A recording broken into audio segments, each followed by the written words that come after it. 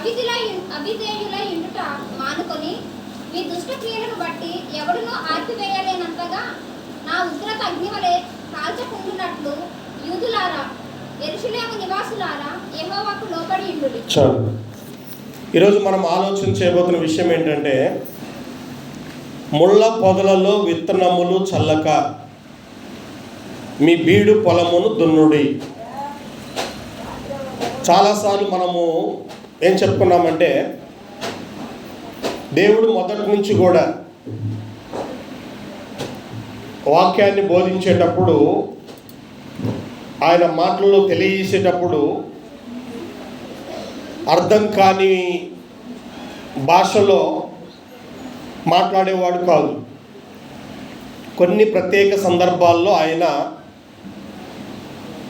అలాంటి భాష ఉపయోగించాడు తప్ప ఎక్కువ శాతం ఆయన మనుషులకు అర్థమయ్యేటువంటి సామాన్యమైనటువంటి మాటలే ఆయన పలుకుతూ వచ్చాడు. వ్యవసాయదారుల గురించి, వ్యాపారస్తుల గురించి, ఉద్యోగస్తుల గురించి, చేపలు పట్టుకునే వాళ్ళ గురించి, అలాగనే యజమానుల గురించి, దాసుల గురించి, తల్లిదండ్రుల గురించి, భార్యాభర్తల గురించి, పిల్లల గురించి, అంటే ఇవన్నీ కూడా మనము చూస్తున్న విషయాలు, అనుభవాన్ని సాధిస్తున్నటువంటి విషయాలు. ఇవన్నీ కూడా ఆయా భాషలోనే, అంటే అందరికీ అర్థమయ్యే విధంగా దేవుడు మాట్లాడుతూ వస్తాడు ఎక్కువ శాతం. ఇక్కడ కూడా మనం గమనిస్తే ఒక వ్యవసాయదారుడి గురించి ఇక్కడ అందరికీ అర్థమయ్యేటువంటి విధానంలో మాట్లాడుతున్నాడు. అంటే వాస్తవానికి దేవుని బిడ్డల పరిస్థితి ఎలా ఉంది అనేటువంటిది వీళ్ళకి అర్థం అవ్వాలి ముందు. ఏదో చెప్పారు బాగానే ఉంది కానీ అంటారు, కానీ ఏం చెప్పారంటే ఒక ముక్క కూడా చెప్పలేదు. అంటే వాళ్ళకి అర్థమైనట్టు ఉంది కానీ అర్థం కాల. అదే సామాన్యమైనటువంటి భాషతో మాట్లాడితే ఆ పొలాల గురించి చెప్పారు, లేదా చేపల గురించి చెప్పారు, వ్యాపారస్తుల గురించి మాట్లాడారు అని చెప్పుకోవచ్చు. ఇక్కడ వ్యవసాయం చేసేటువంటి వారి గురించి మాట్లాడుతున్నాడు. మొదటి నుంచి ఇప్పటి వరకు కూడా వ్యవసాయం అనేటువంటిది అది ప్రధానమైనటువంటి వృత్తి ఏ మనుషులకైనా. ఎందుకంటే మానవుడు బ్రతకాలంటే తింటేనే బ్రతికేది. బంగారం తిని బ్రతకలేడు, కరెన్సీ తిని బ్రతకలేడు, ఇంకోటి ఏం తిన్నా మనిషి బ్రతకలేడు. మనిషి బ్రతకాలంటే 3 పూటల లేదా కనీసం 2 పూటలన్నా భోజనం ఉండాలి. భోజనం ఉండాలంటే వ్యవసాయం చేసే వాళ్ళు ఉండాలి. కాబట్టి వ్యవసాయం అనేటువంటిది అందరికీ తెలిసినటువంటి విషయమే. మనం గమనిస్తే కయీను వ్యవసాయం చేసేటువంటి వ్యక్తి, వాళ్ళ తమ్ముడు ఏబేలు గొర్రెలు కాసుకునే వ్యక్తి. వ్యవసాయము, పశువులు, ఈ రెండు కూడా ప్రధానమైనటువంటి వృత్తులే. వ్యవసాయం చేయాలంటే ఈరోజు అంటే మనకి ట్రాక్టర్లు వచ్చినాయి, కానీ ఒకప్పుడు వ్యవసాయం చేయాలంటే ఆవులో, ఎడ్లో, దున్నపోతుల్లో అవే వ్యవసాయం చేసేది. కాబట్టి వ్యవసాయానికి ఈ పశువుల కాపరులకి దగ్గర సంబంధం. కొంతమంది అయితే రెండింటిని మెయింటైన్ చేస్తారు, రెండు ఉండాలి. ఇక్కడైతే మనకి తన ప్రజలు ఎలా ఉన్నారో దేవుడు తెలియజేస్తూ అన్న మాట ఏంటంటే, ముళ్ళ పొదలలో విత్తనములు చల్లక మీ బీడు పొలమును దున్నుడి అన్నాడు. విత్తనాలు చల్లాలి అనుకునే వ్యక్తి ఏం చేయాలి? ముందుగా నేలను బాగా దున్నాలి. మనందరికి తెలిసిన విషయమే. చూడండి, ఒక 6 నెలల్లో, ఒక 3 నెలల్లో పొలం అనేటువంటిది మన ఖాళీగా వదిలిపెడతాం. కొన్ని సందర్భాల్లో 6 నెలలు, 7 నెలలు కూడా ఉంచుతారు. కొన్ని సందర్భాల్లో ఒక పొలాన్ని అయితే నీళ్ళు లేక 1 సంవత్సరం, 2 సంవత్సరాలు కూడా బీడు పెడతారు, నీళ్ళు లేవు. అయితే ఎప్పుడైతే మనము వ్యవసాయం చేయాలనుకుంటున్నామో ముందుగా చేసే పని ఏంటంటే నేలను బాగా దున్నాలి.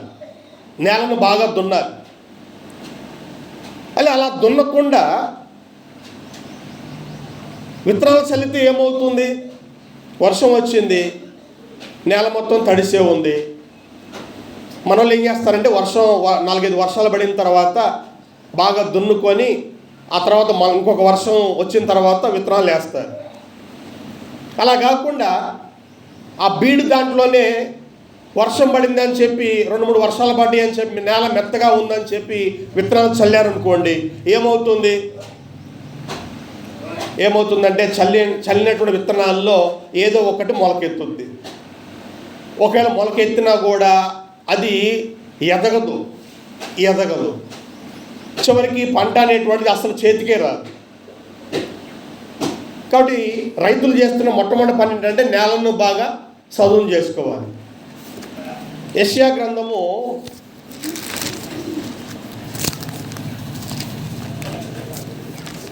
29వ అధ్యాయంలో ఇదే వ్యవసాయదారులు యెషయా గ్రంథము 28వ అధ్యాయము 24వ వచనం నుంచి మనం చూస్తే 28-24 దున్నువాడు విత్తుటకు నిత్యము తన పొలము దున్నున అతడు దుక్కి పిల్లలు నిత్యము బద్దలు కొట్టున అతడు నేల చదును చేసిన తరువాత 26వ వచనం చూద్దాం.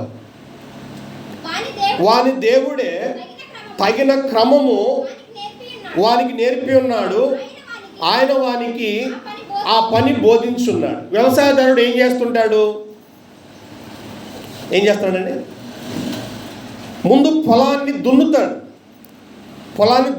ఇక్కడ ప్రశ్నిస్తున్నాడు, దున్నువాడు విత్తుటకు నిత్యము తన పొలము దున్నునా.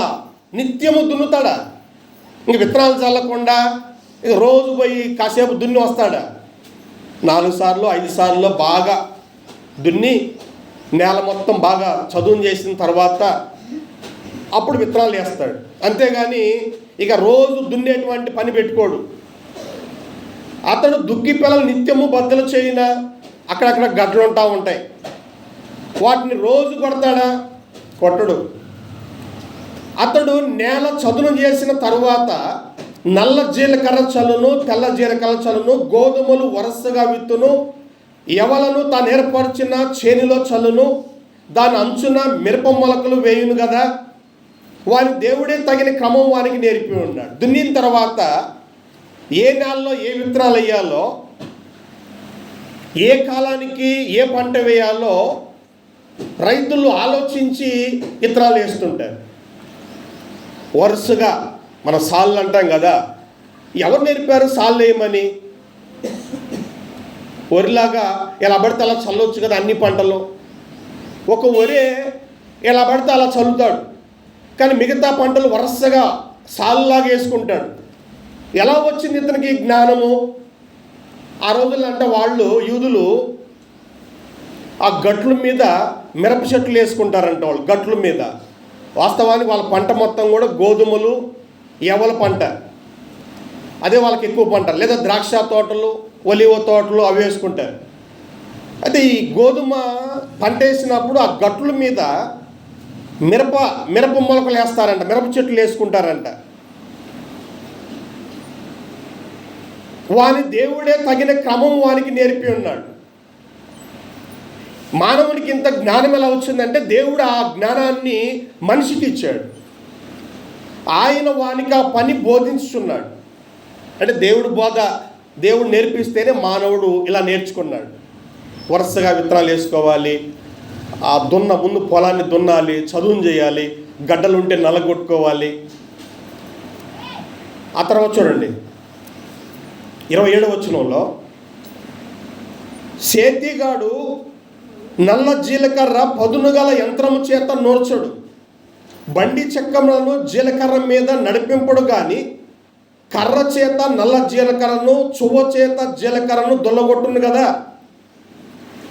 పంటను కూర్చే విధానం కూడా ఈ జీలకర్ర అనేటువంటి పంట సున్నితంగా ఉంటుంది,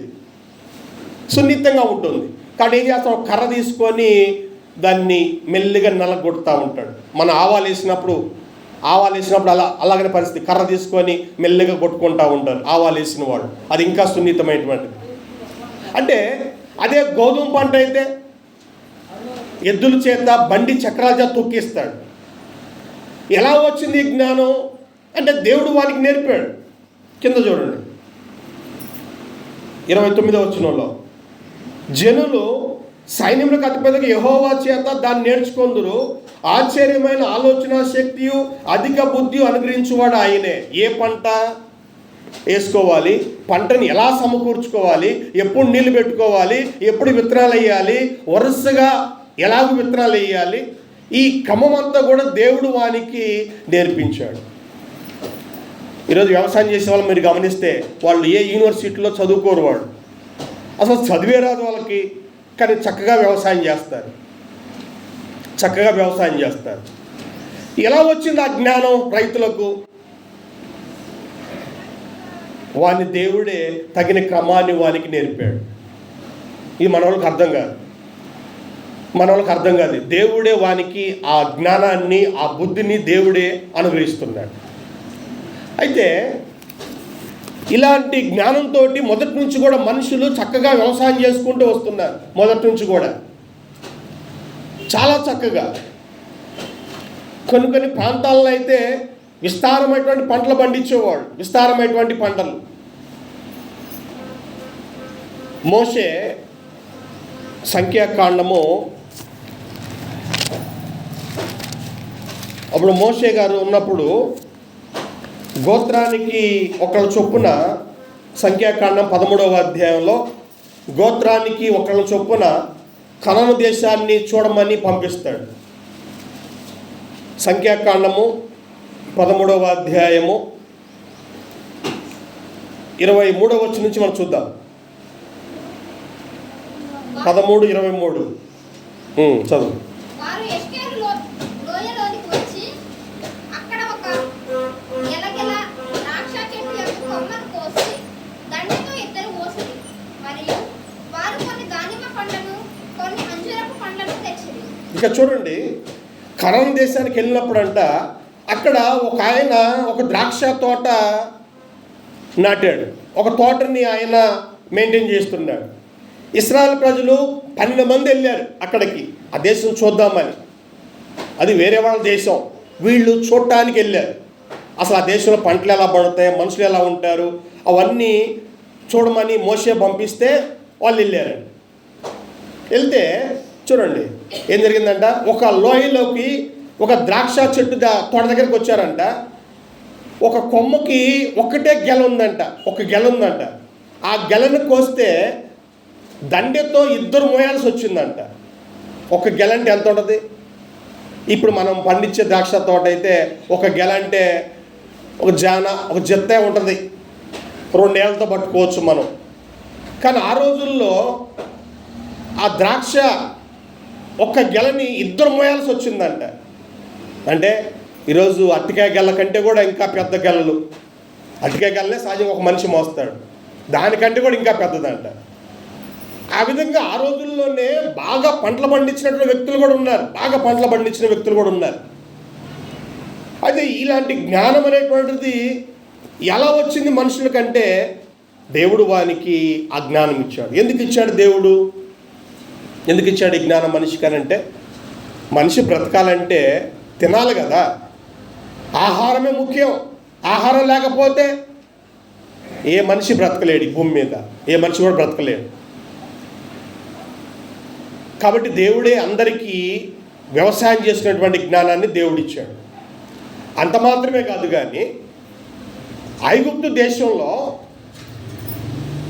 దేవుడు ఆ రోజు వాళ్ళకి ఎంత జ్ఞానం ఇచ్చాడంటే, యేషోపు ఉన్నటువంటి కాలములో పండినటువంటి పంటను నిల్వ చేసేటువంటి జ్ఞానం. ఈ రోజుల్లో మనకి ఏసీలు వచ్చినాయి కాబట్టి ఆ మిరపకాయలు కానీ ఇంకేదైనా కూరగాయలు కానీ మనం ఏసీలో పెట్టుకుంటున్నాం. 1 సంవత్సరం 2 సంవత్సరాల దాకా కూడా మనం వాటిని మెయింటైన్ చేస్తున్నాం. మరి ఆ రోజుల్లో ఏసీలు లేవు కదా, యోసేపు కాలంలో ఐగుప్తు సామ్రాజ్యంలో పండినటువంటి పంటను ఇంచుమించుగా 14-15 సంవత్సరాలు నిల్వ చేశారు. మీకు గుర్తుంది కదా, చాలాసార్లు చెప్పాను. వరుసగా 7 సంవత్సరాలు పంట బాగా పండుద్ది, వరుసగా 7 సంవత్సరాలు పంట బాగా పండుద్ది. ఆ తర్వాత కరువు స్టార్ట్ అయింది. ఎంత కరువు అంటే బక్క చిక్కినటువంటి 7 ఆవులు బలిసిన ఆవులు మింగేసినాయి అంట. అదేంటి, బలిసిన ఆవులు కదా, బక్క చిక్కి వాటిని మింగేయాలి. కానీ అలా కాదు, బాగా బక్క చిక్కినటువంటి 7 ఆవులు బాగా బలిసినటువంటి 7 ఆవులు మింగేసినాయి అంట. ఏందా దాని భావం అంటే, రాబోయే రోజుల్లో వరుసగా 7 సంవత్సరాలు కరువు వస్తుంది, పంటలు పండవు. ఎంత కరువు అంటే అంతకుముందు పండించినటువంటి పంట కూడా సాలదు, మొత్తం అయిపోద్ది. అది కాలభావం. అప్పుడు యోసేపు ఆ భావం చెప్తే ఆ రాజు యోసేపుని నాయకుడికి ఏర్పాటు చేసి వరుసగా 7 సంవత్సరాలు పండినటువంటి పంటని స్టాక్ చేస్తారు. మిగతా వాళ్ళు తెలియదు ఈ విషయం. ఒక్క ఫరోకి యోసేపుకి మాత్రమే తెలుసు రాబోయే రోజుల్లో కరువు వస్తుందని. తెలివిగా వీళ్ళు ఏం చేస్తారంటే అందరి దగ్గర ధాన్యం కొని ఆ ధాన్యాన్ని స్టాక్ చేస్తారు. ఎన్ని సంవత్సరాలు తెలుసా? ఇంచుమించుగా 14 సంవత్సరాలు. 14 సంవత్సరాల దాకా ధాన్యం పాడవల. ఆ రోజు మరి ఏ టెక్నాలజీ లేదు, కానీ దేవుడు వారికి ఆ జ్ఞానం ఇచ్చాడు. చక్కగా ఆ కరువు కాలంలో ఆ పంటని స్టాక్ చేసినటువంటి పంటని అమ్ముకుంటా అలా ఐగుప్తు రాజు బాగా సంపాదించాడు. అంటే దేవుడే మానవ జాతి బ్రతకాలంటే ఆహారం ముఖ్యం కాబట్టి ఈ ఆహారం ఎలా పండించుకోవాలో, ఎలా నిల్వ చేసుకోవాలో దేవుడే వాళ్ళకి ఆ జ్ఞానాన్ని దేవుడు ఇస్తున్నాడు. మనుషులకు జ్ఞానం ఇస్తూ దాంతోపాటు ఆయన కూడా కావలసినటువంటి వాతావరణం మనకు తెలుసు కదా. కొన్ని పంటలకి మంచు కూడా చాలా అవసరం, మంచు బాగా కురవాలి. కొన్ని పంటలకి మంచి గాలి కావాలి. ఎక్కువగా పంటలకి వర్షం కావాలి, నీరు కావాలి. ఇవన్నీ దేవుడు ఇస్తాడు. మరలా జ్ఞానంతో పాటు మంచు కానీ, వర్షం కానీ, నీరు కానీ, గాలి కానీ దేవుడు ఆ ఏర్పాటు చేస్తున్నాడు. ఇవన్నీ మనుషులు తెలిసిన విషయాలే. అయితే ఇప్పుడు దేవుడు చెప్తున్నాడు ఒక్కసారిగా ఇర్మియా గ్రంథము 4వ అధ్యాయానికి మరలా వద్దాం. మీ బీడు పొలాల్లో విత్తనములు చల్లక, చూడండి, ముళ్ళ పొదల్లో విత్తనములు చల్లక మీ బీడు పొలములను దున్నుడి. ఎప్పుడైతే ఒక పొలము బీడుపడిపోతుందో దాంట్లో ఇంకా ఆల్రెడీ ఏం మొలుస్తాయి అంటే ముళ్ళ చెట్లు మొలుస్తాయి. చూడండి, అప్పటిదాకా చేను బాగానే ఉంటుంది. ఇప్పుడు మీరు చూస్తూనే ఉన్నారు. మనం కూడా ఈ మధ్య మనకి సాగర్ నీళ్ళు రాకపోవటం వల్ల చాలా చేలు బీడుగా వదిలిపెడుతున్నాయి. 1 సంవత్సరం బీడుగా వదిలిపెట్టగానే దాంట్లో తుమ్మ చెట్లు పెరుగుతున్నాయి. ఎక్కడి నుంచి వచ్చినాయి తుమ్మ చెట్లు? మీరు కాలువల్లో కూడా చూడండి, పెద్ద కాలువల్లో కూడా నీళ్ళు బారినంతసేపు బాగానే ఉంటుంది కాలువ. ఎప్పుడైతే నీళ్ళు ఆగిపోతే కాలువల్లో కూడా చెట్లు మొలుస్తున్నాయి, పెద్ద పెద్ద చెట్లు. ఎలా ఇది అంటే ఇది దేవుడిచ్చినటువంటి శాపం. దేవుడిచ్చినటువంటి శాపం. ఆది కాండము మనం చదువుకున్నాం. ఒక వ్యక్తి దేవుని యొక్క మార్గాన్ని చెడగొట్టుకొని దేవుడు ఒక మంచి మార్గం నడిపిస్తూ ఉంటే దేవుని కాదని సొంత మార్గాలు ఏర్పాటు చేసుకుంటే దేవుడు ఏం చేశాడంటే అలాంటి వారిని శపించాడు. ఆది కాండము 3వ అధ్యాయము 17వ వచనం నుంచి. ఆయన ఆదాముతో, నీవు నీ భార్య మాట విని తినవద్దని నేను నీకు ఆజ్ఞాపించిన వృక్ష ఫలంలోని తింటివి కనుక నీ నిమిత్తము నేల శపించబడి ఉన్నది. ప్రయాసముతోనే నీవు బ్రతుకు దినములన్నీ దాని పంట తిందువు. అది ముండ్ల తుప్పలను గచ్చపొదలను నీకు మొలిపించును. చూడండి, ఇక్కడ ఇది ఒక శాపం.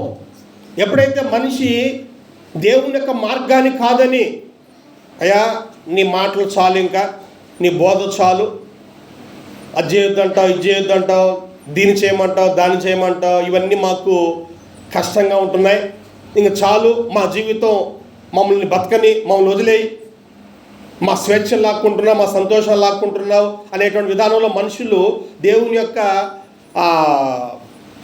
ఏలుబడిని, దేవుని యొక్క నడిపింపును కాదని సొంత మార్గాలు ఏర్పాటు చేసుకుంటున్నారు. అందుకు దేవుడు ఏం చేశాడంటే శపించాడు, ఆదామును శపించాడు.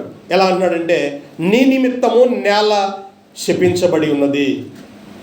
అప్పటిదాకా నేల మంచిదే, బాగా పంటలు పండేటువంటి నేల, ఈ ముళ్ళ పొదలు లేకుండా, చూడండి కలుపు మొక్కలు లేకుండా చక్కగా పంట పండేటువంటి మంచి నేలని దేవుడిచ్చాడు. కానీ ఎప్పుడైతే ఆదాము తప్పు చేశాడో అప్పుడు అన్నాడు దేవుడు, నీ నిమిత్తము నేల శపించబడి ఉన్నది, ప్రయాసముతోనే నీవు నీ బ్రతుకు దినములన్నీ దాని పంట తిందువు. పంట తినాలంటే అంత ఈజీ కాదు, బాగా కష్టపడాలి. కిందకు వస్తే 19వ వచనంలో నీ ముఖపు చెమట కార్చి ఆహారము తిందువు. చెమట కారవాలన్నమాట ఆహారం తినాలంటే, అంత ప్రయాసంతోనే ఇతను బ్రతకాలి. అది ముండ్ల తుప్పలను గచ్చ పొదలను నీకు మొలిపించును. ఏం చేస్తాంట, నేల శపించబడింది.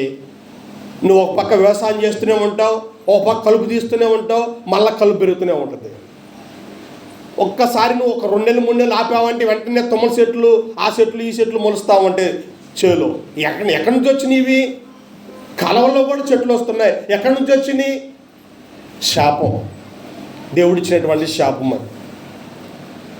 అయితే మానవుడు ఏం చేయాలంటే జీవితాంతం కూడా ఆ ముండ్ల కంపలు మొత్తం కూడా తీసేసుకొని నేల బాగా చదును చేసుకొని విత్తనాలు చల్లుకొని మరలా కలుపు వస్తూ ఉంటుంది, మరలా తీసుకోవాలి. అలాగూ అతను ప్రయాసంతో తన జీవితాన్ని గడపాలి. మనిషి అలాగనే చేస్తున్నాడు. కొంతమంది 2 సార్లు తీస్తారు కలుపు, 3 సార్లు తీస్తారు, 4 సార్లు తీస్తారు. కారణం ఏంటంటే మనకి మంచి పంట రావాలంటే ఆ కలుపు మొక్కలు అనేటువంటి ఉండకూడదు. ఈ విధంగా మనిషి చాలా కష్టపడుతున్నాడు. సరే, భౌతికంగా అయితే బాగానే ఉంది. కానీ ఇక్కడ చెప్పే విషయం ఏంటంటే ఇర్మియా గ్రంథము 4వ అధ్యాయానికి వద్దాము. ఇక్కడ చెప్పేటువంటి మాట ఈ వ్యవసాయదారుల గురించి, పంట గురించి కాదు. ఇక్కడ ఇర్మియా గ్రంథము 4వ అధ్యాయం 3వ వచనంలో ముళ్ళ పొదల్లో విత్తనములు చల్లక అంటే ఇక్కడ మామూలు వ్యవసాయం గురించి మాట్లాడట్లా. అంటే దాన్ని ఉదాహరణగా తీసుకొని, ఎగ్జాంపుల్గా తీసుకొని ఒక పాఠం నేర్పిస్తున్నాడు, ఒక ఆత్మీయమైనటువంటి ఒక బోధ చేస్తున్నాడు. అదేంటంటే ఇక్కడ ముళ్ళ పొదలు అంటే అర్థం ఏంటంటే, బీడు పొలము అంటే అర్థం ఏంటంటే మీ హృదయం మొత్తం కూడా బాగా చెడిపోయింది, హృదయం మొత్తం కూడా చెడ్డదైపోయింది. దాన్ని బాగు చేసుకొని అప్పుడు విత్తనాలు చల్లుకోండి. ఆదికాండము 6వ అధ్యాయంలో మనిషి యొక్క హృదయాన్ని గురించి దేవుడే మాట్లాడుతున్నాడు స్వయంగా. ఆదికాండము 6వ అధ్యాయము 5వ వచనంలో నరుల చెడుతనము భూమి మీద గొప్పదనియు వారి హృదయం యొక్క తలంపుల్లోని ఊహ అంతయు ఎల్లప్పుడూ కేవలము చెడ్డదనియు యెహోవా చూచి. చూడండి, ఇక్కడ మనుషుల పరిస్థితి ఎలా ఉందంటే నరుల చెడుతనం భూమి మీద గొప్పది. అంటే మనుషులు పాపాన్ని భయంకరంగా చేస్తున్నారు. మన గతంలో చూసాం. ఇప్పుడు ఒక మనిషి మీద కోపం ఉంది, వాస్తవమే, చంపుతున్నారు. అది మామూలుగా కోపం ఉన్నప్పుడు 4 దెబ్బలు కొట్టో లేకపోతే ద్వేషించో వదిలేస్తే బాగుండేది. కానీ కొన్ని సందర్భాలు ఏం చేస్తారంటే అసలు వీడిని లేకుండా చేయాలని చెప్పి చంపుతున్నారు. సరే, ఆ చెడుతనం కూడా కొంత పర్వాలేదు. కానీ చంపే విధానం కూడా ఎలా ఉందంటే ముక్కలుగా కోసి గోతాల్లో పార్సిల్ చేయటం. చూడండి, ఎంత దారుణమో చూడండి. చంపాడు కదా, ఏదో ఆ గొంతు కోసి చంపేసి అలా పడేస్తే పోయేది కదా, అలా చేయట్లా. ముక్కలుగా కట్ చేసి,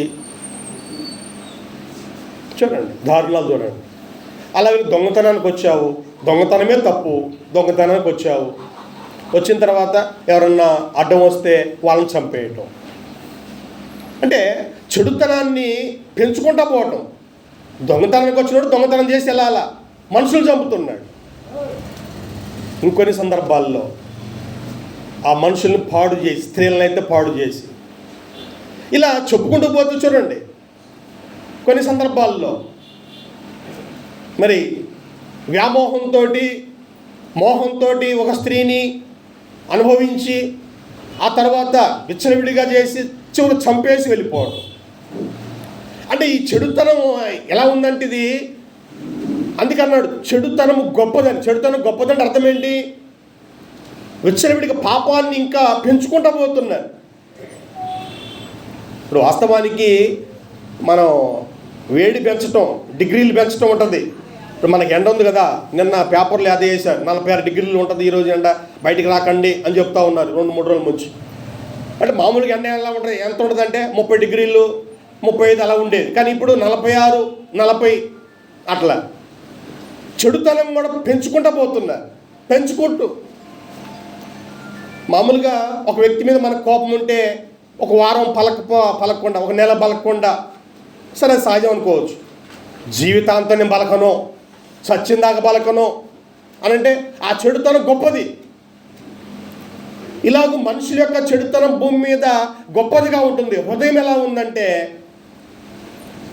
హృదయము వారి హృదయం యొక్క తలంపులోని ఊహ అంతయు ఎల్లప్పుడూ కేవలం చెడ్డది. ఆ ఊహ హృదయంలో వాళ్ళు ఆలోచించే ప్రతిదీ కూడా ఎల్లప్పుడూ కేవలం చెడ్డది. అలా మారిపోయింది మానవ జీవితాలు. అందుకే ఇర్మియా ఏమన్నాడంటే నీ హృదయం అన్నిటికంటే ఘోరమైన వ్యాధి గలది అని అంటాడు. అంటే ఈ హృదయం అనేటువంటిది బాగా చెడిపోయింది. పెద్ద రోగం వచ్చింది హృదయానికి, ఘోరమైనటువంటి వ్యాధి ఉంది హృదయానికి. దాన్ని పరిశీలన చేయగలవాడు ఎవడు అంటాడు. ఎందుకు నా హృదయం ఇలా మారిపోయింది, దీన్ని సరి చేసుకుందాం, బాగు చేసుకుందాం. ఇప్పుడు పెద్ద రోగం వచ్చిందంటే ఏం చేస్తున్నాం మనము? ఈ డాక్టర్ కాదు ఇంకో డాక్టరు చూడండి. అంటే మన రోగం బాగు చేసుకోవడానికి ఎంత దూరమైనా మనం వెళ్తున్నాం. నేను పిచ్చి గారు ఒక వ్యక్తితో మాట్లాడాం. అతనికి ఒక బ్లాక్ ఫంగస్ లాగా వచ్చిందండి. ఇక్కడ గుంటూరులో చూపిస్తే అది సరవుల తర్వాత కోయంబత్తూరు పోయాడంట. అంటే మనం రోగం బాగు చేసుకోవడానికి ఎంత దూరమని వెళ్తున్నాం. ఈ మధ్య కాలంలో మనోళ్ళు అమెరికా వెళ్తున్నారు, అమెరికా దాకా వెళ్తున్నారు. ఎందుకు? అక్కడ మంచి ట్రీట్మెంట్ ఉంటుంది అనేటువంటి ఉద్దేశంతో. సరే మంచిదే, తప్పని కాదండి. నీ దగ్గర డబ్బులు ఉన్నాయి, అమెరికా పోవచ్చు, రష్యా పోవచ్చు, ఎక్కడికైనా పోవచ్చు. అలాగనే నీ హృదయం అనేటువంటిది చెడిపోయినప్పుడు మరి ఎవరు పరిశీలన చేస్తున్నారు? నా హృదయం చెడిపోయింది, నా హృదయం దేవునికి వ్యతిరేకంగా ఉంది, దీన్ని బాగు చేసుకుందామనే ఆలోచన ఎవరికి ఉంటుంది అని అంటే ఎవరికీ లేదు. ఎవరు పరిశీలన చేయట్లా. అందుకే ఇప్పుడు ఇర్మియా అంటున్నాడు, ఇర్మియా గ్రంథం 4వ అధ్యాయంలో అని చెప్పే మాట ఏంటంటే మీ బీడు పొలాలను దున్నండి. ఇప్పుడు ఏం జరుగుతుందంటే ప్రతి సమాజంలో కూడా వాక్యం చెప్పేటువంటి వ్యక్తులు ఉన్నారు. ప్రతి సమాజంలో కూడా మన దగ్గర కూడా అంటే నాకు తెలిసి 40 సంవత్సరాలుగా వందనం పాస్టర్ దగ్గర నుంచి చూడండి చాలామంది మన గ్రామంలో వాక్యాన్ని ప్రకటిస్తూనే ఉన్నారు. వందనం పాస్టర్ గారు బాగా గట్టిగా మాట్లాడుతూ ఉంటాడు, దేవదాన పాస్టర్ గారు ఇంకా గట్టిగా మాట్లాడుతూ ఉంటారు. చూడండి అంటే ఇంతమంది వాక్యం బోధిస్తూ ఇంచుమించుగా 40-50 సంవత్సరాల దాకా వాక్యం ప్రకటించుకుంటూ వస్తూ ఉన్నారు. మనం చేస్తున్న పని ఏంటంటే ఏం చేస్తున్నామంట? ఇప్పుడు చెప్తున్నాం చూడండి 3వ వచనంలో ముళ్ళ పొదల్లో విత్తనాలు చల్లుతున్నారంటాడు. పొలాన్ని దున్నకుండా ఆ విత్తనాలు దాంట్లో చల్లుతున్నారు. పండితే లేకపోతే లేదు అన్నట్టుగా అలా చల్లి వెళ్ళిపోతున్నారు. చూడండి వాస్తవానికి మనం కనుక నేలను బాగా సదును చేసుకుంటే అనగా మన హృదయాన్ని పవిత్రపరచుకొని వాక్యాన్ని శ్రద్ధగా మన వాక్యాన్ని విని నమ్మగలిగితే ఈరోజు ఫలితాలు బాగుండేవి. మరి ఇంతమంది చెప్పినా మనం ఎందుకు మారలేదు అని అంటే మన విత్తనాలు ఇక్కడ వాక్యం ఎక్కడ పడుతుందంటే దున్ననటువంటి నేలలో, చదును చేయనటువంటి నేలలో వాక్యం అనేటువంటిది పడతాము. ఇంకేం మొలకెత్తుద్ది అది? ఒకవేళ మొలకెత్తిన ఈ ముండ్ల పొదలు అని చేస్తూ ఉంటాయి. చూడండి యేసు ప్రభు చెప్పింది అదే. లూకాసు వార్త 8వ అధ్యాయంలో ఆ మనిషి ఒక వాక్యం ఒక ఆయన బోధించినప్పుడు 4 రకాల నేలలో పడుద్దంట ఆ విత్తనం అనేటువంటి వాక్యం. ముందుగా త్రోవ పక్కన పడ్డాయి, అంటే దారిలో పడ్డే విత్తనాలు అవి మొలకెత్తలోపే ఆకాశ పక్షులు వచ్చి వాటిని ఎత్తుకొని పోతున్నాయి. తర్వాత రాతి పొదల్లో పడ్డాయి అంట. రాతి పొదల్లో పడితే మొలిసిని కానీ ఎండ ఎక్కువ అయ్యేసరికల్లా ఆ మొక్క మాడిపోయింది. ఎందుకంటే మట్టి లోతుగా ఉండదు రాతి నెల మీద, కాబట్టి ఎండ రాగానే అది మాడిపోయిందంట. వీళ్ళు ఎవరంటే వాక్యం నమ్ముతారు, కానీ కొద్ది రోజుల తర్వాత చిన్న చిన్న సమస్యలు రాగానే ఇక ఆగిపోతారు.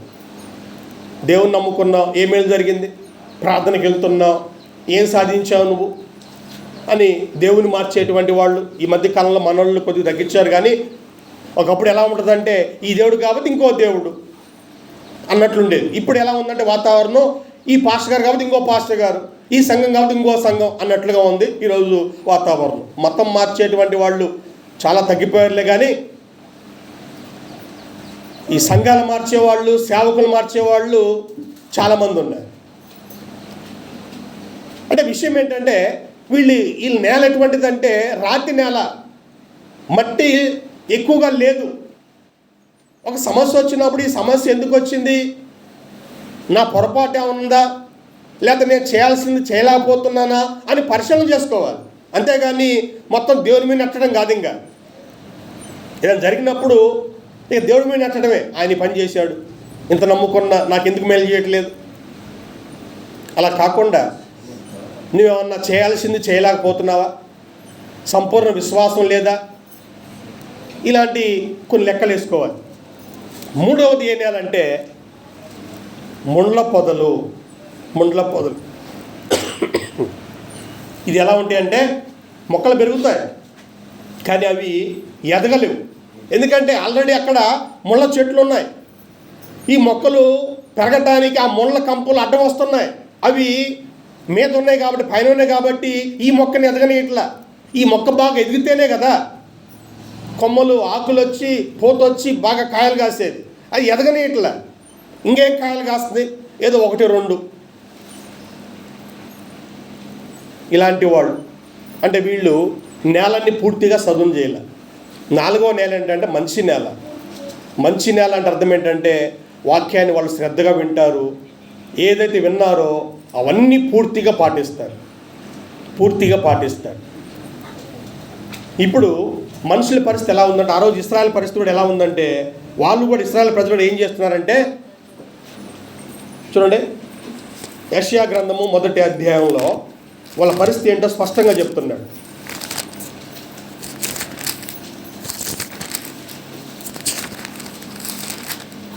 యెషయా గ్రంథము 1వ అధ్యాయము 11వ వచనం నుంచి, యెహోవా సెలవిచ్చిన మాట ఇదే, విస్తారమైన మీ బలులు నాకేలా, దహన బలకు పొట్టేలను, బావుగా మేపిన దూడల క్రొవ్వు నాకు వెక్కసమాయను, కోడెల రక్తమందైనను, గొర్రెపిల్ల రక్తమందైనను, మేకపోత రక్తమంద నాకు ఇష్టం లేదు. నా సన్నిధిని కనబడాలని మీరు వచ్చున్నారే, నా ఆవరణం త్రొక్కడం మిమ్మల్ని రమ్మన్నవాడేవాడు, మీ నైవేద్యం వ్యర్థము, అది నాకు అసహ్యం పుట్టించు ధూపార్పణము, దాన్ని ఎక్కడో తేకుడి, అమావాస్య విశ్రాంతి దినమును సమాజ కూడా ప్రకటన దినము జరుగుచున్నవి, పాపుల గుంపు కూడిన ఉత్సవ సమాజాన్ని ఓర్చజాలను, మీ అమావాస్య ఉత్సవములను నియామక కాలములను నాకు హేయములు, అవి నాకు బాధకరములు, వాటిని సహింపలేక విసికి ఉన్నాను. ఎలా ఉంది వీళ్ళ పరిస్థితి అంటే, దేవుడు బలులు ఇమ్మన్నాడు కానీ బలులు ఇస్తున్నావు. దేవుడు బాగా చూడండి, కొవ్వు మీద ఉన్నటువంటి మేకలు, గొర్రెలు ఇమ్మన్నాడు కాబట్టి బాగా కొవ్విన వాటిని ఇస్తున్నావు, శ్రేష్టమైన వాటిని ఇస్తున్నావు. ఆ తర్వాత దేవుడు కనబడమన్నాడు. ఎప్పుడు? విశ్రాంతి దినం కనపడాలి, పస్కా పండగకి తప్పనిసరిగా యెరూషలేము పోవాలి, పెంతెకోస్తు పండగ దానికి పోతున్నారు, గుడారాల పండగ దానికి పోతున్నారు, కనబడాలని వస్తున్నారు. ఇంకేం చేస్తున్నారు? నైవేద్యం పెడుతున్నారు, ఆ తర్వాత ధూపం వేస్తున్నారు, ఆ తర్వాత అమావాస్యని పాటిస్తున్నారు, ఆ తర్వాత ఉత్సవ సమాజం అంటే పండగ దినాలు వాటిని పాటిస్తున్నారు.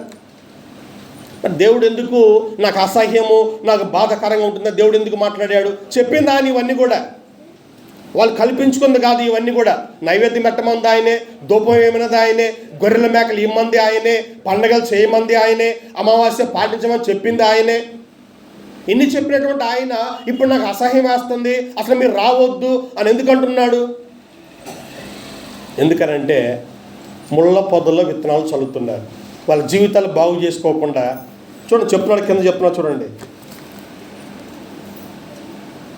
15వ వచనంలో, మీ చేతులు రక్తముతో నిండి ఉన్నవి, మిమ్మల్ని కడుక్కొనుడి, శుద్ధి చేసుకొనుడి, మీ దృష్టిలు నాకు కనబడకుండా వాటిని తొలగింపుడి, కీడు చేయటం మానుడి, మేలు చేయ నేర్చుకొనుడి, న్యాయము జాగ్రత్తగా విచారించుడి, హింసించబడి వారిని విడిపించుడి, తండ్రి లేని వారికి న్యాయం తీర్చుడి, విధవరాలి పక్షంగా వాదించండి. వాళ్ళలో ఏమి లేదంటే చూడండి, ముళ్ళ పొదల్లో విత్తనాలు వాక్యాన్ని చదువుకుంటున్నారు. వాళ్ళ జీవితాలు మార్చుకోకుండా, ఆ పొలాన్ని బాగా దున్నకుండా, వాళ్ళ చెడుతనము అలాగనే ఉంచుకొని మందిరానికి పోవటం, నైవేద్యం వేయటం, ధూపం వేయటం, పండగలు చేయటం, ఇవన్నీ చేస్తున్నారు. వాళ్ళ చేతులు ఎలా ఉన్నాయంట? రక్తంతో నిండి ఉన్నాయి, పాపంతో నిండి ఉన్నాయి. అదే చేతులతోటి గొర్రెని పట్టుకొని పోయి బలిస్తున్నారు, అదే చేతులతో ధూపం వేస్తున్నారు, అదే చేతులతో పండగలు చేస్తున్నారు. దేవుడు అంటున్నాడు, నాకెందుకు అలాంటి ఆరాధన, అలాంటి విధానము నాకు అవసరం లేదు, అసలు మీరు రావద్దు నా సన్నిధికి, ఎవడు రమ్మన్నాడు మిమ్మల్ని అని మాట్లాడుతున్నాడు.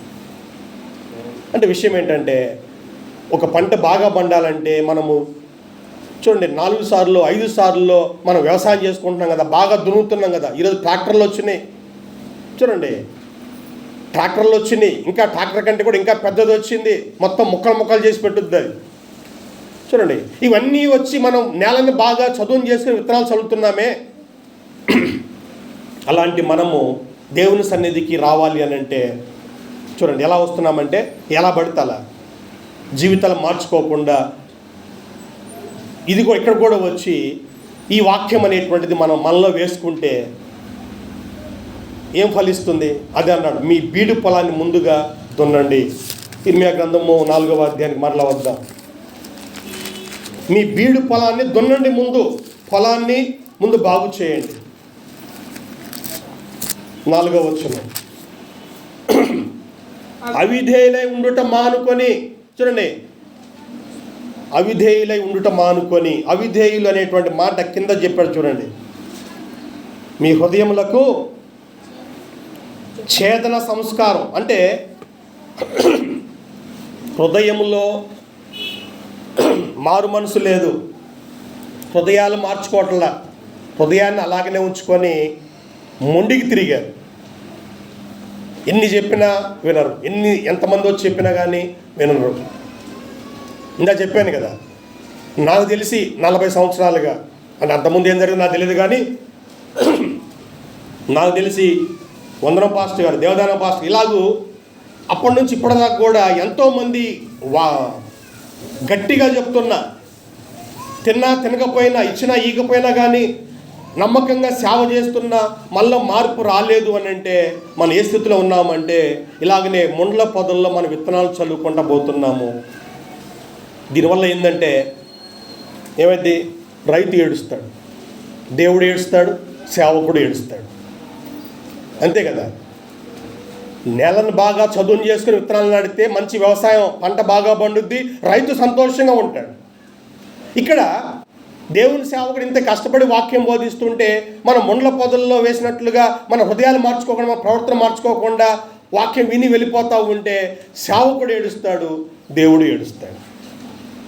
దేవుడు ఏడుస్తాడు. ఇక్కడ విషయం ఏంటంటే, సొంత పొలం కాదు ఇది, సొంత పొలం కాదు. ఇప్పుడు మనం కౌలు తీసుకుంటాం కదా, ఏం చేస్తాం? పండకపోతే ఏం చేస్తాం? అయ్యా నాకే పండలేదు నీకేమి ఇచ్చానని చెప్పి మనం కౌలు ఇయ్యం కదా. అప్పుడు ఆ రైతు ఏడుస్తాడు, పండించిన ఆ పొలం యజమానుడు ఏడుస్తాడు, రైతు ఏడుస్తాడు, ఇద్దరు ఏడుస్తారు. ఇప్పుడు అదే, ఇప్పుడు దేవుని సేవకుడు అంటే ఎవరైనా ఒక జీతగాడు, దేవుని యొక్క పొలంలో ఎత్తున పనిచేసే వ్యక్తి. ఇప్పుడు ఈ సేవకుడు పనిచేస్తున్నాడు, కానీ అక్కడ ఫలితం పంట రావటం లేదు. ఇప్పుడు ఈ సేవకుడు ఏడుస్తాడు, అటు దేవుడు ఏడుస్తాడు. కొరింథీయులకు రాసినటువంటి మొదటి పత్రిక 3వ అధ్యాయంలో ఇదే చెప్తున్నాడు పౌలు.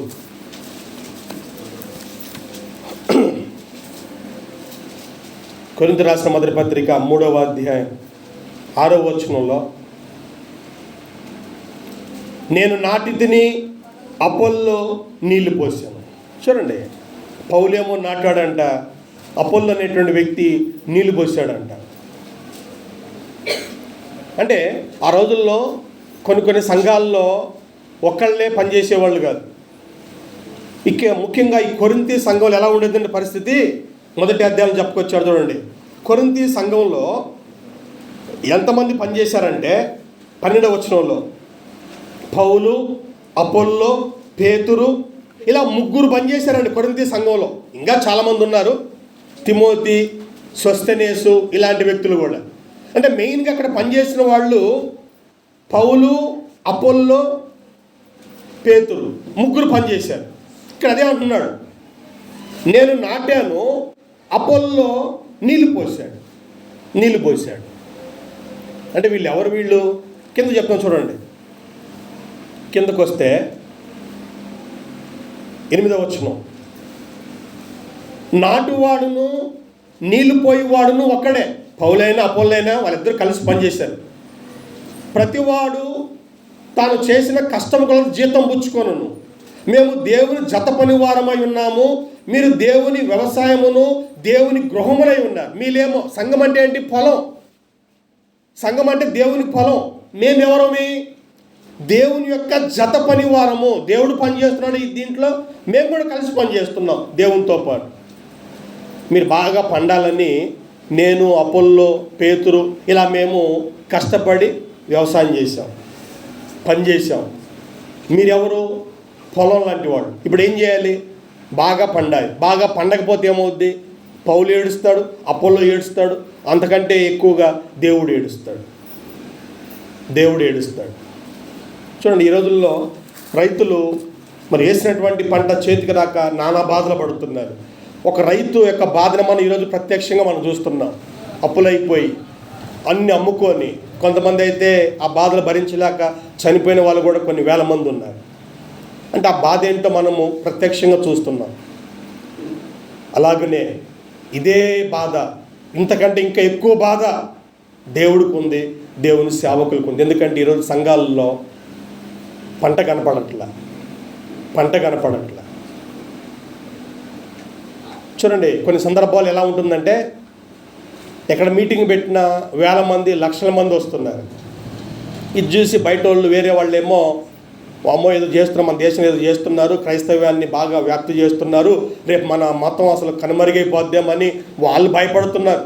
ఒట్టిదే, ఇది వాపు, బలం కాదు. ఇది వాపు, జస్ట్ వాపు అనమాట. ఇది బలం కాదు, నిజంగా బలం కాదు, ఇది వాపు. ఇది మీటింగ్కి వెళ్తున్నారే కానీ ఎవరిలో మార్పు లేదు. వాళ్ళు ఏదో ఆలోచన పెట్టుకొని ఆ మీటింగ్కి వస్తున్నారే కానీ నిజంగా ఈయన దేవుడు, ఆయన నమ్ముకుంటే మన జీవితాలు బాగుంటాయి, రేపు పరలోకం ఉంటుంది అనే భావము ఇంతమందికి లేదు, వచ్చిన వారందరికీ లేదు. కాబట్టి ఆలోచన చేసుకోండి. ప్రత్యక్షంగా ఈరోజు మనం రైతులను మనం చూస్తున్నాము. ఒక్కసారి మన గురించి ఆలోచన చేద్దాం. మనం అందరం కూడా దేవునికి మనం మంచి ఫలం మనం అందించాలి. అందించాలంటే బాగా మనం ఎదగాలి, బాగా ఫలించాలి. మరి మన పరిస్థితి ఎలా ఉంది? మన హృదయం ఎలా ఉంది?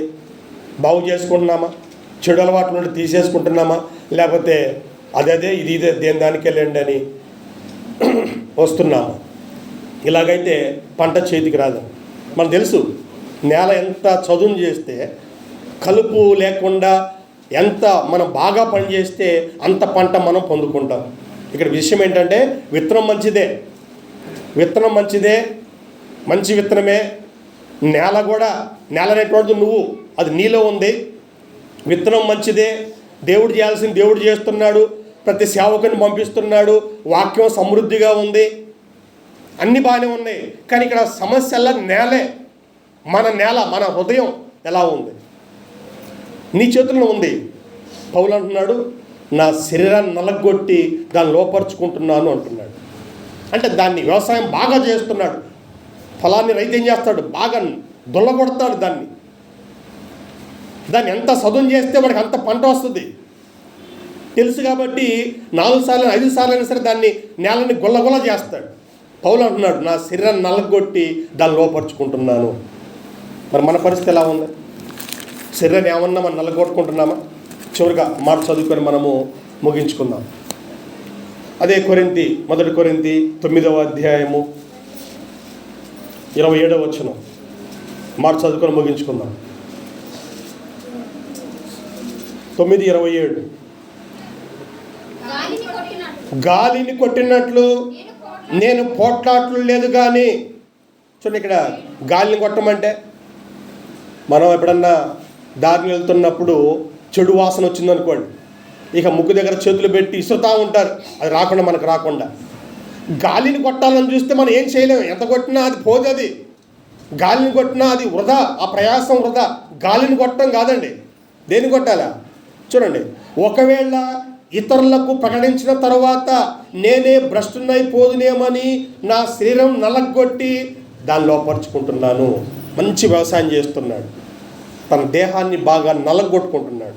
ఎందుకంటే నేను భ్రష్టునైపోతానేమో, నా ద్వారా దేవుడు ఫలం ఆశిస్తున్నాడు, నేను బాగా ఫలించాలి, దేవుడు నా మీద బాగా పెట్టుబడి పెట్టాడు, అనేక మంది సేవకులను పంపిస్తున్నాడు, వాక్యం ఇచ్చాడు.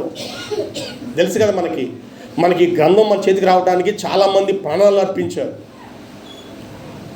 దేవదూతలు మనకు పరిచర్య చేశారు, దేవుని కుమారుడే మన కోసం ఈ లోకానికి వచ్చాడు. కాబట్టి దీని వెనుక చాలా త్యాగం ఉంది, అందరి కృషి ఉంది, చాలామంది కృషి దీంట్లో ఉంది. ఇంతమంది మన కోసం కష్టపడింది ఎందుకంటే మనము బాగా ఫలించాలని, బహుగా ఫలించాలని వాళ్ళందరూ కష్టపడి పనిచేశారు, నీళ్లు పోశారు, నాటారు, నీళ్లు పోశారు. పౌలు అంటున్నాడు, నా శరీరాన్ని నలగొట్టి దాన్ని లోపరుచుకుంటున్నాను. మనం చేయాల్సిన పని కూడా అదే. దేవుని ఆజ్ఞలు మనం పాటించడానికి మన శరీరాన్ని నలగొట్టుకోవాలి. ఎందుకు నేను అబద్ధం ఆడకుండా ఉండలేను, ఎందుకు నేను మోసం చేయకుండా ఉండగలను అని అనుకొని నీ నాలుగును అదుపులో ఉంచుకోవడం, నీ చేతులు అదుపులో ఉంచుకోవటం, నీ కాళ్ళ అదుపులో ఉంచుకోవటం, నీ హృదయాన్ని అదుపులో ఉంచుకోవటం, నీ కళ్ళును అదుపులో ఉంచుకోవటం. అలా చేస్తే బహుగా ఫలిస్తావు. అలా కాకుండా కలుపు ఒక పక్క కలుపు పెరుగుతూనే ఉంటుంది. నాకు బాగా గుర్తు, కాంపెల్లో సత్తమ్మ ఉంటాడు, ఏపూరు సత్యం అని, ఆయన మాగాడేస్తాడు. ఆ వరి కంటే కలుపే బాగా పెరుగుద్ది ఆయన పొలం. ఎప్పుడు సరిగ్గా ఆయన కలుపు తీసినోడు కాదు. ఏం సాధిస్తాం? అలా ఉంటే మనము అప్పుల పాలు కావటమే కానీ ఇంకేముండదు. కాబట్టి మన జీవితాల్లో కూడా ఇన్ని సంవత్సరాలు వాక్యం విన్నా మారకుండా ఇలాగనే వస్తూ ఉంటే ఒకరోజు ఈ శ్రమ మొత్తం కూడా వృధా అయిపోతాడు. దేవుడు బాధపడతాడు, సేవకుడు బాధపడతాడు. రేపు నువ్వు అందరికంటే ఎక్కువగా నువ్వు బాధపడాల్సి ఉంటుంది. ఏం జరుగుద్ది అంటే, పండగపోతే ఏం జరుగుద్ది? రైతు ఏం చేస్తాడండి? హెబ్రీ పత్రిక 6వ అధ్యాయంలో తుదకది కాల్చివేయబడును అన్నాడు. ఇక్కడ మాట్లాడుతూ స్పష్టంగా చెప్పాడు, తరచుగా కురిసే వర్షం ద్రాగి ఎవరి కొరకు వ్యవసాయం చేయబడునో వారి కొరకు చక్కగా వ్యవసాయం అది మంచి ఫలం అందించాలి. ఒకవేళ అది పండకపోతే ఏం జరుగుతుంది? రైతు ఏం చేస్తాడు? ఆ పొలాన్ని కాల్చేస్తాడు. రేపు దేవుడు ఎందుకు నరకం వేస్తాడంటే, ఇందుకే నరకం వేసేది. 60 సంవత్సరాలు నిన్ను మేపాను, 70 సంవత్సరాలు నిన్ను మేపాను, సేవకులను పంపించాను, వాక్యం ఉంది, అయినా నువ్వు మారలేదు. దేవుని కోపం వచ్చి రేపు కాల్చి వేస్తున్నాడు. దాన్నే నరకం అంటారు. మనమేమో నరకాన్ని ఒప్పుకోం. ఎవడు చూశాడులేండి అని కొంతమంది ఏమో ఇంత ప్రేమించే దేవుడు నరకంలో కాలుతుంటే చూస్తూ ఉంటాడా అని కొంతమంది. యెహోవా సాక్షుల్లో గుంపు ఉందండి, వాళ్ళు అదే అంటారు, నరకం లేదు అంటారు. వాళ్ళు నిత్య నరకం లేదంట. మన దేవుడు ప్రేమించే దేవుడు అండి, నరకం ఉంటుందా? లేదు అని చెప్పి వాళ్ళు ఒక సిద్ధాంతం ప్రవేశపెడితే చాలామంది దాన్ని వెంబడిస్తున్నారంటారు. ఎందుకంటే నరకం లేదు కదా, అందుకని వాళ్ళ కలుస్తున్నారంట చాలామంది. ఇదేదో బాగుందని. నరకం ఉండదా? రైతు కడుపు మండినప్పుడు ఏం చేస్తాడండి? కొన్ని సందర్భాలు చూస్తున్నాం కదా ప్రత్యక్షంగా. పంట చేతికి రాకపోతే కాల్చి వేస్తున్నారు రైతులు. చివరిలో నీళ్ళు లేవు, ఎండిపోతున్న పంట. ఏం చేస్తున్నాడు రైతు? నిప్పేస్తున్నాడు పంట గాలిపోవాలని. కడుపు మండింది. దేవుని కూడా అంతేనండి. ఇన్ని సంవత్సరాలు నీకు ఖర్చు పెట్టి నువ్వు ఫలించాలని చూస్తే ఫలించకపోతే దేవుని కూడా కోపం వస్తుంది, కాల్చి వేస్తాడు. దాన్ని ఏమన్నారంటే నిత్య నరకం అన్నారు. ఇక్కడ ఆలోచన చేసుకుందాం. దేవుని కోపం తెప్పేయకుండా మనం నష్టపోకుండా ఫలిద్దాం. నీరు పెడుతున్నారు, బాగా వ్యవసాయం చేస్తున్నారు సేవకులు, దాన్ని ఉపయోగించుకొని మనము చక్కగా ఫలిద్దాం. మీ అందరికీ వందనాలు తెలియజేస్తూ ఈ మాటలు ముగిస్తున్నాను.